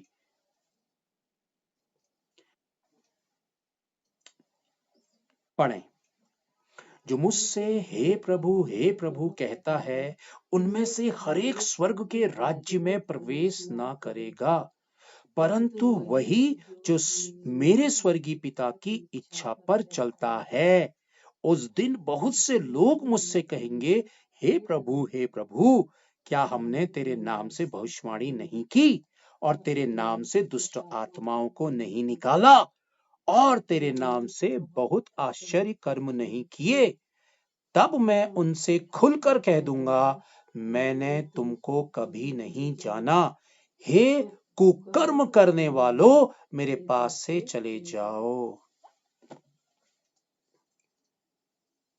ये सब लोगों के लिए है, कलीसिया के लिए भी और पास्टरों के लिए भी। पास्टर्स सेविकाई को बिजनेस बना देते हैं और वो सिर्फ धन इकट्ठा करते हैं, वो लोगों से सिर्फ मांगते रहते हैं और कहते रहते हैं। किसी की तो वाकई जरूरत होगी, पर कई लोग जो है वो मांगते हैं। मैं ये कहता हूं कि एक सेवक का मांगना अपने परमेश्वर से हो और परमेश्वर अपने लोगों के माध्यम से उस तक चीजों को पहुंचाता है। पहली चीज, हाँ, उसकी कोई वजह कोई सिचुएशन वाकई है तो वो अपने लोगों के सामने रख सकता है। पर लोगों ने व्यापार बना दिया। आपको बताना चाहता हूं, बड़ी बड़ी सुख सुविधाओं के साथ बड़े बड़े सेवक रहते हैं। कोई किसी के लिए कोई गिला शिकवा नहीं है, कुछ गलत नहीं है, गलत नहीं है। अगर परमेश्वर वाकई देता है तो गलत नहीं है। लेकिन कई लोग जमीनें बेचकर 420 करके झूठ बोलकर धन मांगते हैं। अपने आप को जानबूझकर कमजोर गरीब दिखाकर धन मांगते हैं। जमीनें बेचते हैं परमेश्वर की, 420 करते हैं। गलत गलत अपने जो उनकी जो ऑर्गेनाइजेशंस होती हैं, संस्थाएं होती हैं, वो जहां से उनको मिल सकता है उनको गलत गलत रिपोर्टें लिख कर की फलानी जरूरत है, ये है वो है, हम ऐसा कर रहे हैं वैसा कर रहे हैं। चाहे वो सेवा करें, चाहे वो कोई संस्था चलाए, चाहे वो कोई ऑर्फनेज चलाए, चाहे कोई चिल्ड्रन होम चलाए, चाहे कुछ करें, वो गलत गलत अपनी वो तैयार करते हैं अपनी हालातों को तैयार करते हैं, उसे उसे लेटर पर लिखकर वो लोगों के सामने इमोशनल चीजें रखते हैं ताकि उनसे बहुत का धन आ सके और लोगों का व्यापार बन गया। उनका उद्देश्य प्रभु और प्रभु की महिमा और उसके लिए मिट जाना नहीं है, बल्कि धन के आगे मुंह के बल गिर जाना है, बिछ जाना है। वो परमेश्वर के साथ कहां है? वो नकली लोग हैं, वो आपको सच्चा मार्ग नहीं बताएंगे। उनका पीछा करना बंद करो, बंद करो। वो खुद मिट रहे हैं, वो आपको भी मिटाएंगे। उनका खुदा धन हो चुका है, वो धन से ही जिंदगी को चाहते हैं। उनका उद्देश्य है कि कौन पैसा वाला है उसको पकड़ो, कौन पैसा वाला है उसके सामने अपनी धार्मिकता को खोल के रख दो। अगर कोई गरीब है तो उसे कहते हैं जाओ कल आना।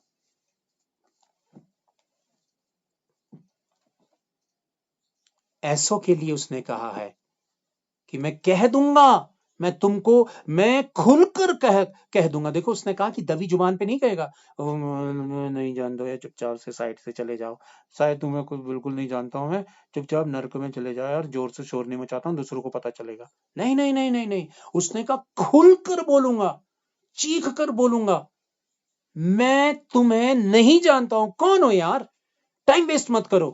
क्योंकि मैंने अपने चुने हुओं के साथ आनंद मनाना है, जिन्होंने मेरे लिए दुख उठाया, जिन्होंने मेरे लिए तकलीफें उठाई, जिन्होंने मेरी सेविकाई के लिए मेरे लोगों के साथ खड़े रहे और पिता के राज्य के विस्तार पर अपना सच्चा योगदान दिया। अपने मन की सड़ाहट और अपनी कड़वाहट और अपने घमंड की वजह से उन्होंने अनदेखी नहीं की परमेश्वर की, परमेश्वर के राज्य की और परमेश्वर के लोगों की। कई लोग, अरे हमारा टीवी में, हमारे बच्चे का टीवी में नाम आएगा और उनका बर्थडे का नेम और उनके लिए प्रेयर की जाएगी। हाँ, कितने कैसी प्रेयर होगी नाम नहीं बताऊंगा मैं, लेकिन मुझे सच्चाई पता है। आपको बताना मांग रहा हूं कि एक बच्चे का टेलीविजन पे नाम आने के लिए या उनका बर्थडे की प्रार्थना करने के लिए इतना 1000 रुपया लगेगा, तब जाकर उसके लिए प्रेयर होगी। व्यापार, बिजनेस, जो बड़ी-बड़ी ऑर्गेनाइजेशंस होती हैं, उनकी जो ब्रांचेस होती हैं, उनको टारगेट दिया जाता है कि इतने साल भर के अंदर इतना और महीने में इतना पैसा जो है वो आप लोगों को करके देना है। नाम भुनाए जाते हैं, अरे फलाना इतना बड़ा सेवक, उनकी तो इतनी बड़ी मिनिस्ट्री चल रही है, यार हमारा भी नाम होगा, हम फैशन मानेंगे। वहां से जो रिप्लाई आएगा वो बहुत अच्छे पेपर और अच्छे लेटर हेड पर आएगा। वाह कितना अच्छा है, कितना अच्छा लग रहा है ना मेरा, मुझे कितना अच्छा लग रहा है। पर एक गरीब कमजोर जरूरतमंद सेवक जो जिसने सब कुछ छोड़ा है आपके पास इर्द गिर्द, जिसे आप जानते हो अच्छे से, आप उसकी अनदेखी करेंगे क्योंकि आपका नाम नहीं लिया जा रहा है, उसी गिनती में गिने जाएंगे, उसी गिनती में गिने जाएंगे। पैसा देकर प्रार्थना करना, पैसा देकर बर्थडे का सेलिब्रेट का नाम गिनना और उसके लिए आयत पढ़ना, व्यापार बना दिया है परमेश्वर के। और मिलने के लिए, अरे अरे मैंने तो टाइम लिया था, हमें टाइम लेना है पास्टर से, इस हफ्ते के इतने तारीख इतने बजे आप उनसे मिल सकते हैं, अपॉइंटमेंट लेना पड़ेगा। और देखो वहां आपको दान पेटी में इतने 1000 रुपए डालने पड़ेंगे क्योंकि उनसे मिलने का इतना चार्ज पड़ता है।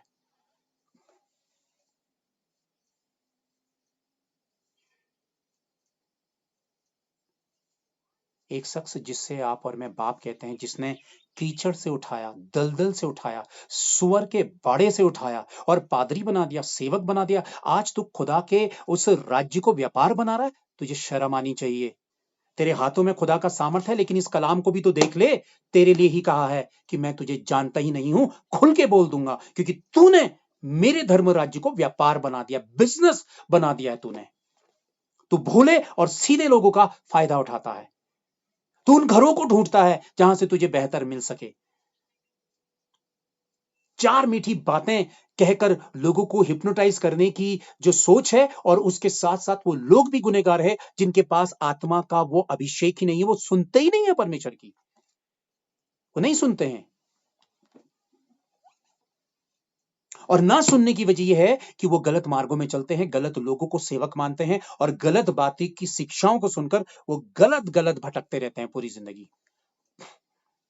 कौन है ये लोग जो कहते हैं कि यीशु मसीह आ चुका है, रैप्चर हो चुका है? कौन है? क्या ये प्रभु के लोग हैं? ये वही गलत लोग हैं जो गलत सुनते हैं और इनकी बातों को मानकर जो चल रहे हैं वो गलत की गलत सुन रहे हैं और गलत के साथ शामिल होते हैं। एशिया की कई कंट्रियां हैं जहां पे कहते हैं कि यीशु मसीह इस महिला के थ्रू आ चुका है, मेरे ख्याल से कोरिया में, दक्षिण कोरिया में, कहां है? अरे ये तो यीशु मसीह आ चुके हैं, ये है फलाना, देखो ये है। कई लोग कहते हैं कि हम यीशु को नहीं मानते, हम सीधे यहोवा विटनेस को मानते हैं, यहोवा विटनेस वाले हैं, यहोवा को मानते हैं, सीधे उसी के नाम की डुबकी दिलाते हैं हम, यहोवा के नाम की। परमेश्वर के पुत्र को रिजेक्ट कर दिया। कई लोग स्टैचूज के आगे, ये यीशु मसीह की बड़ी बड़ी स्टैचूज है, ये लो माथा टेका, ये लो ये मरियम, ये फलाना, ये सारे डिसाइपल्स हैं, ये माथा मारो यहां। बाइबल को उन्होंने कभी पकड़ा ही नहीं। तो कोई मूर्ति खोद कर मत बनाना बाबा, क्यों कर रहा है ये सब कुछ? परमेश्वर को तू कैसे बना सकता है यार? ये मरियम है, एक यहाँ पे को गाल पे डिंपल बना दिया, ये मरियम है, ये जीसस है, देखो ये गोद में बैठा है। क्राइस्ट जो है क्रूसीफाई है, अभी भी चर्चिज में बॉडी जो है वो क्राइस्ट की लटकी हुई, अरे वो क्रूस से उतर चुका है यार, खाली क्रॉस लगा लो यार अपने घर पे, वो जिंदा हो चुका है मरकर। माफी चाहता हूं, मैं अजीब किस्म की बात कर रहा हूं, लेकिन यही तो सच है भाइयों बहनों, हम नहीं सुन रहे हैं, तभी तो हम गलत जीवन जी रहे हैं। हम मूर्तियों के आगे दंडवत कर रहे हैं क्योंकि हम गलत जीवन जी रहे हैं, गलत सुन रहे हैं, हम परमेश्वर की अनदेखी कर रहे हैं, हम थाल घुमाते जा रहे हैं, कह रहे हैं कि ये फलाना है, ये फलाना मरियम, ये जीसस, और ये मरियम एक मदर है, उसको हम रिस्पेक्ट करते हैं, वो प्रभु की माँ बनकर वो एक धार्मिक महिला है, लेकिन उसको खुदा का स्थान कैसे दे सकते हैं? यीशु मसीह की मूर्ति कैसे बना सकते हैं? क्या वो मूर्ति खुदा है? क्या वो मूर्ति खुदा है? वो मूर्ति खुदा नहीं है भाइयों बहनों। नहीं सुन रहे हैं तभी तो गड़बड़ी में पड़ रहे हैं। सुनेंगे तो शायद हम सही मार्ग में चलेंगे, और ना सुनने की वजह से हमारा मसीही जीवन तबाह हो रहा है, बर्बाद हो रहा है, गड़बड़ियां आ रही हैं। गलत लोग क्यों उठ बैठे? क्यों गलत लोग उठ बैठे? क्योंकि सही लोगों ने परमेश्वर की अनदेखी की, इसलिए गलत लोग आ बैठे हैं, और वो बहुत फायदे में रहते हैं। हम जैसे लोगों पर दुनिया उंगली उठाती है, और जो झूठी बातें कहने वाले, जो मुंह देखी बटरिंग करने वाले लोग होंगे, उनके पीछे दुनिया फॉलो करती है उनको, क्योंकि हम कितने कमजोर हैं सुन पाने में, सही और गलत का फैसला कर पाने में कितने गलत हैं। आपको पता ही नहीं कि आप कितनी गलत और गड़बड़ी वाली मसीहत को जी रहे हैं, क्योंकि आप सुन नहीं रहे हैं, और आप ऐसी ही मसीहत पर प्रभु का इंतजार करके कह रहे हैं भोले होकर। और प्रभु कहता है कि भोले होकर कई लोग दुख उठाते हैं क्योंकि वो बातों को नहीं समझ रहे हैं। बुद्धिमान बन, बुद्धिमान बन, बुद्धि चौराहे में पुकारती है, चौराहों में पुकारती है, आओ आओ मुझे पालो, मुझे पालो। वो स्वर्ग की बुद्धि है। यूहन्ना 10:16, यूहन्ना 10:16, बस मैं खत्म कर रहा हूं, प्लीज थोड़ा सा मुझे समय दे दो। और अब यहाँ पे कितना ऊंचा सुनते हैं, और यहाँ पे है परमेश्वर की आवाज को सुनना। मैं थोड़ा सा समय ले रहा हूं, माफी चाहता हूं। अगर इतने समय में जिंदगियां बदल रही हैं तो शायद ये बोलना बहुत ज्यादा उत्तम है। आप लोगों के बहुत सारे काम अभी रुके होंगे, लेकिन अगर स्वर्गीय पिता को इग्नोर करके वो काम किया, तो फिर आपका वो काम क्या आपके जीवन का उद्धार बना के रख पाएगा? कभी नहीं। थोड़ा सा लेट हो जाइए आज। जॉन चैप्टर 10 वर्स 16, यूहन्ना अध्याय 10 वचन 16, मेरी और भी भेड़ें हैं, मेरी और भी भेड़ें हैं जो इस भेड़शाला की नहीं, मुझे उनको भी लाना अवश्य है। वे मेरा शब्द सुनेंगी, तब एक ही झुंड और एक ही चरवाहा होगा। ये प्रभु ने कहा था, जो अब वो कर रहा है, यानी कि उसकी भेड़ें उसका शब्द सुनती है। ऊंचा सुनते हैं, पर आज भेड़ें प्रभु का शब्द सुनती हैं। वो मेरा शब्द सुनेंगी, तब एक ही झुंड और एक ही चरवाहा होगा, यानी कि उस झुंड में आ मिलेंगी। किसके साथ? परमेश्वर के लोगों के साथ। लेपालकपन की संतान, यानी कि गोद ली हुई। हम अन्य जाति जो है वो गोद लिए हुए, किसी बच्चे को गोद ले लिया जाता ना, हम गोद लिए हुए हैं, तो उसकी निज संतान कौन है? इजरायली, यहूदी, और हम यहूदियों में जा मिलेंगे। एक ही गल्ला होगा, एक ही गल्ला, यानी कि एक ही ग्रुप में, एक ही बाड़े के भीतर जो होंगी वो सारी भेड़ें होंगी। पर वो कौन भेड़ें होंगी? जो प्रभु का शब्द सुनेंगी। क्या हम प्रभु का शब्द सुन रहे हैं? क्या हम वो भेड़ें हैं जो उस ओर को बढ़ रहे हैं? क्या हम उस ओर को बढ़ रहे हैं? एक वचन और, यूहन्ना 10:27, इसी का, जॉन चैप्टर 10 वर्स 27, मेरी भेड़ें मेरा शब्द सुनती हैं। प्रभु की भेड़ कौन है? मैं हूं। मैं तो वो वाली भेड़ हूं जिसको यीशु मसीह ने गोद में लिया था, बड़ी मासूम लग रही थी, उसने गर्दन ऐसी की थी। हम भेड़ हैं या बकरा हैं? सींग मारने वाला बकरा, बड़ी बड़ी आंख वाला बकरा। पूछिए कि हम वो भेड़ हैं या हम बकरा हैं। मेरी भेड़ें मेरा शब्द सुनती, मैं उन्हें जानता हूं, वो मेरे पीछे पीछे चलती हैं। यीशु मसीह को अपनी भेड़ों के बारे में पता और भेड़ों को अपने चरवाहे के बारे में पता है, वो पीछे पीछे हो लेती हैं। आपने मैंने प्रभु के पीछे पीछे हो लेना। पीछे पीछे कब होंगी? जब शब्द सुनेंगी। यहाँ तो ढीठ है मन, शब्द कहाँ सुने जाएंगे? अरे यार टाइम नहीं है। कई लोगों के पास क्या है पता है? उनकी उनकी लाइफ में लाइफस्टाइल क्या है? टाइम कहाँ है हमारे पास टाइम कहाँ है? अरे फेलोशिप के लिए टाइम नहीं है, अरे इसके लिए टाइम नहीं है, अरे बहुत टाइम ले लिया उन्होंने। आज प्रदीप भैया ने 1 बजा दिया यार, सारे काम निपट गए हैं।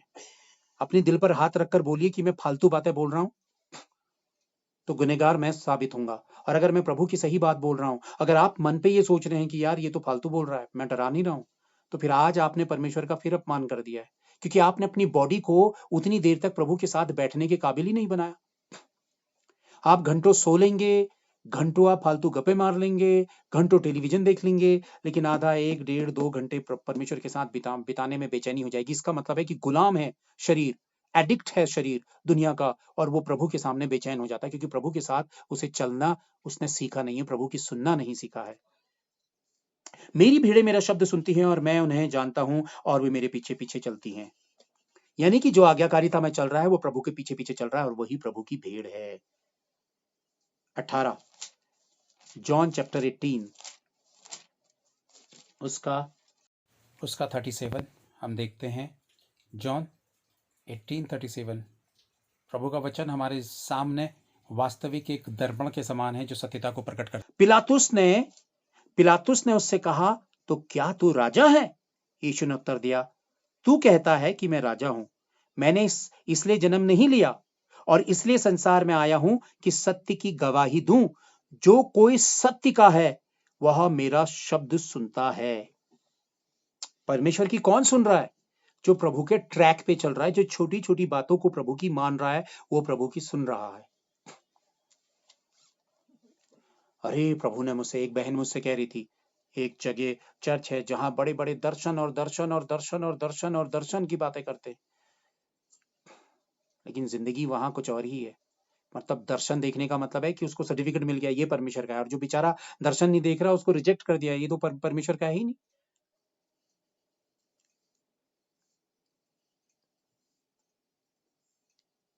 अरे क्या था? 18 का 37। पिलातुस ने उससे कहा, तो क्या तू राजा है? यीशु ने उत्तर दिया, तू कहता है कि मैं राजा हूं। मैंने इसलिए जन्म लिया है और इसलिए संसार में आया हूं कि सत्य की गवाही दूं। जो कोई सत्य का है वह मेरा शब्द सुनता है। पिलातुस ने उससे कहा, सत्य क्या है? और आप जानते हैं सत्य क्या है? प्रभु ने कहा, सत्य, मार्ग और जीवन मैं हूं। सत्य परमेश्वर का वचन है, और जो आप वचन को मान रहे हैं, आप सत्य की सुन रहे हैं, यानी कि परमेश्वर की सुन रहे हैं। अपनी ही मत लगाइए, अपनी ही बोलती मत चलाइए। आखिरी के 2 वचन हैं बस। जॉन चैप्टर 1 जॉन चैप्टर 4, पहला यूहन्ना अध्याय 4 वचन 5 और 6। वे संसार के हैं, इस कारण वे संसार की बातें बोलते हैं। देखिए, संसार के लोग संसार की बातें करेंगे, और कई बार हम उनकी बातों में आ जाते, अच्छा ऐसा, ओह अच्छा बढ़िया, चलो चलो हम करते हैं। उनकी बातों में आकर हम उनको फॉलो करने लगते हैं। नहीं नहीं नहीं नहीं, संसार की मत सुनो। वे संसार के हैं, इस कारण वे संसार की बातें बोलते हैं। जब आप में संसार का ही व्यवहार होगा, समझ लीजिए आप संसार के हैं और उनकी सुनता है। हम परमेश्वर के हैं। जो परमेश्वर को जानता है वह हमारी सुनता है। यानी कि जो परमेश्वर को जानता है, और परमेश्वर को कौन जानता है? जो परमेश्वर की सुनकर उसे फॉलो करता है। इस प्रकार हम सत्य की आत्मा और भ्रम की आत्मा को पहचान लेते हैं। यानी कि धोखे की आत्मा को और सही आत्मा को हम पहचान लेते हैं कि परमेश्वर की ओर से कौन और झूठ की ओर से। देखिए, ये तो निर्भर करता है हर एक व्यक्ति के आत्मिकता की उस शक्ति पर, आत्मिकता की उस बुद्धि पर, और पवित्र आत्मा के साथ उसके उस संबंध पर कि वाकई उसका स्तर आत्मिकता का कैसा है। क्योंकि जैसा आत्मिकता का स्तर होगा, उसी स्तर पर रहकर इंसान सही और गलत को समझ सकता है और सत्य और असत्य को समझकर संसार के आत्मा को और परमेश्वर के आत्मा को वो बिल्कुल उसमें भेद कर सकता है। और यही वास्तविक सत्यता है कि हमें आत्मिकता के उस स्तर पर होना है जहाँ पे हम संसार के उस छिपे हुए झूठ को समझ सकें और परमेश्वर की वास्तविकता को जान सकें। लेकिन ये तभी संभव होगा जब हम वास्तव में सुनने वाले होंगे परमेश्वर की और परमेश्वर के आत्मा की। आखिरी बात कहते हुए मैं खत्म करूंगा। जब मैं तुम्हें इस देश के लोगों में से अलग करूंगा और उन देशों से जिनमें तुम तितर बितर हुए हो इकट्ठा करूंगा, ये दोनों बातें, पहले अलग करूंगा फिर इकट्ठा करूंगा, ये है, समझिएगा। इकट्ठा करूंगा, तब तुमको सुखदायक सुगंध जानकर ग्रहण करूंगा और अन्य जातियों के सामने तुम्हारे द्वारा पवित्र ठहराया जाऊंगा। तब मैं तुम्हें इज़राइल के देश में पहुंचाऊंगा जिसके देने की शपथ मैंने तुम्हारे पूर्वजों से खाई थी। तब तुम जान लोगे कि मैं यहोवा हूं। आखिरी बात मैं आप लोगों से कहना मांग रहा हूं, अब ये बिल्कुल निर्णायक पल है और परमेश्वर परमेश्वर है, ना कोई ये किस्सा है, ना कोई कहानी है। किसी के धोखे में आकर परमेश्वर का मार्ग मत छोड़ना कि अगर वो ये कहें कि अंत का समय कभी नहीं आएगा, अंत के समय तो कुछ नहीं होगा, रैप्चर नहीं होगा और कुछ नहीं है, ये दुनिया ऐसी ही चलती रहेगी, ये दुनिया ऐसी ही चलती रहेगी, बिल्कुल भी सही नहीं है, ये झूठ है, ये शैतान का धोखा है। यहाँ पे परमेश्वर कह रहा है कि मैं अंत के समय में मैं फिर से तुम्हें लौटा लाऊंगा इज़राइल पर। और देखिए, दुनिया में सबसे तेजी से यहूदी अपनी कंट्री पर वापस आ रहे हैं, क्योंकि परमेश्वर ने कहा मैं तुम्हें उन्हें वहां ले आऊंगा। पर कब लाएगा? जब उसका समय होगा। और उसका समय कब है? ये अब है। कैसे यहूदी लोग वापस लौट रहे हैं बताएंगे? आप में से कोई बताएगा मुझे कैसे यहूदी लोग वापस लौट रहे हैं? किस वजह से वापस लौट रहे हैं? मैंने कहा कि जूइश लोग अपनी कंट्री इज़राइल पर वापस कैसे लौट रहे हैं, उसकी वजह मैं बताता हूं। क्योंकि वो परमेश्वर की सुन रहे हैं। इस घड़ी परमेश्वर उन्हें वापस बुला रहा है और हर दिन यहूदी अपने राष्ट्र में वापस आते चले जा रहे हैं। पता है आपको? यानी कि इस घड़ी यहूदी लोग पूरी तरह से परमेश्वर के लिए चौकन्ने हैं। ये बात और है कि वो यीशु मसीह को एक्सेप्ट नहीं करते हैं, पर वहां पर भी बहुत तेजी से काम हो रहा है। लेकिन वो परमेश्वर की सुन रहे हैं और इज़राइल पर वो सब कुछ, सारी चीजें पूरी होंगी, इसलिए यहूदी लोग वापस आ रहे हैं। वो परमेश्वर की सुन रहे हैं, इसलिए वो लौट रहे हैं। आपने, मैंने भी प्रिय भाइयों बहनों लौटना है, क्योंकि हम परमेश्वर की सुन रहे हैं, तो हम लौट रहे हैं। एक दूसरे के करीब होकर, एक दूसरे के साथ व्यर्थ की बातें, धोखे की बातें, झूठ की बातें, गड़बड़ी की बातें, लोभ लालच की बातें, एक दूसरे की अनदेखी की बातें, घमंड की बातें, इग्नोर करने वाली बातें, गड़बड़ी की बातें हम दूर करें। हम में कमियां हैं, पर उस कमियों से हम एक दूसरे का इनकार ना करें। हम एक दूसरे को उठाएं और मजबूत करें। परमेश्वर की सुनना सबसे ज्यादा जरूरी है। यदि हम सुन रहे हैं और सुनकर उसको अप्लाई कर रहे हैं,